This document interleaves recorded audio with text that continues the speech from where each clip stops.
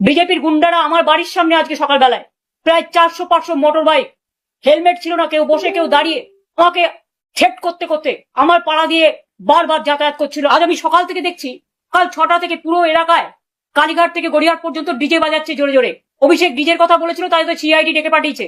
আজকে ভোর 6টা থেকে কে পারমিশন দিল? এবং সারা রাস্তা জুড়ে মেয়েদের ওপনেও পার্টস থেকে শুরু করে শরীরে আপনারা মেরেছেন, লাঠি দিয়ে, রড দিয়ে, ইট দিয়ে, আরো কিছু কিছু জিনিস দিয়ে, যেগুলো বলতে আমার লজ্জা লাগে। আমার কাছে খবর আসছিল সকাল থেকে, ওই এলাকায় বিজেপি লুম্পেন দিয়ে, হারাটিয়া গুন্ডা দিয়ে পুলিশ আগে থেকেই ওদের অ্যারেঞ্জমেন্ট করে রেখে দিয়েছিল।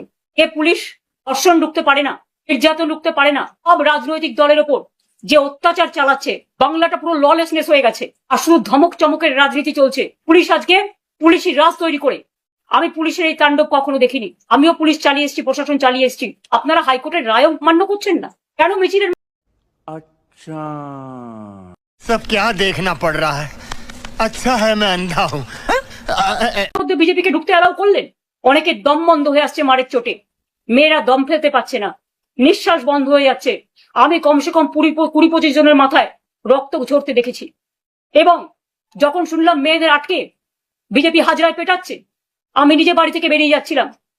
আমি জাস্ট একটুখানি যাওয়ার পরে দেখছি তারা আসছে আহত অবস্থায়। আমাদের কর্মীরা তাদের উদ্ধার করেছে, পুলিশ করেনি।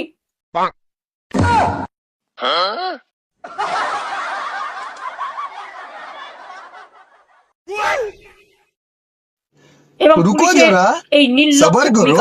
बोला धक्का बुक्की नहीं करने का, आराम से लेने যদি का। আপনারা রক্ষা করতে না পারেন, মনে রাখবেন কিছু ক্ষতি হলে দোষটা কিন্তু আপনাদের ওপর দিয়ে রাজনৈতিক নেতারা ছেড়ে দেবে সবটা আপনাদের ঘাড়ে।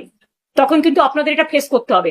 আলিপুরের যারা প্রতিবাদ করেছিল, এই প্রতিবাদীদের 50 জনকে আপনারা কাল অ্যারেস্ট করেছেন। আমি শুধু মনে করিনি, আরজিকর নিয়ে অনেক প্রতিবাদ হয়েছে, আমিও রাস্তায় মিছিল করেছি, সবাই করেছেন। আমরা কিন্তু একজনকেও অ্যারেস্ট করিনি। তার কারণ গণতন্ত্রের প্রতিবাদ করার, প্রতিরোধ করার ভূমিকা আছে। আপনারা ভুলে যাবেন না, আপনারা অনেকবার নবান্ন অভিযান করে অনেক ইট পাটকেল মেরেছেন। কোর্টের পারমিশন ছিল বলে আপনাদের আমরা অ্যালাও করেছি, 144 ধারা থাকা সত্ত্বেও। আর আজকে যেখানে মিছিল হয়েছে কোনো 144 ধারা ছিল না, এবং 3বার পুলিশ ক্যান্সেল করেছেন। তারপরেও হাইকোর্টের মাননীয় বিচারপতির আদেশেই আমরা পারমিশন পেয়েছিলাম, এবং কোর্টের পারমিশন সত্ত্বেও আপনারা কোর্টের আইনও মানছেন না। তার মানে কি মানুষ বিচার পাবে না? তার মানে কি মানুষ তার গণতান্ত্রিক অধিকার পাবে না? কেন একটা সুস্থ সমাজকে, একটা শান্তিপূর্ণ সমাজকে এইভাবে অশান্ত করে তুলেছেন?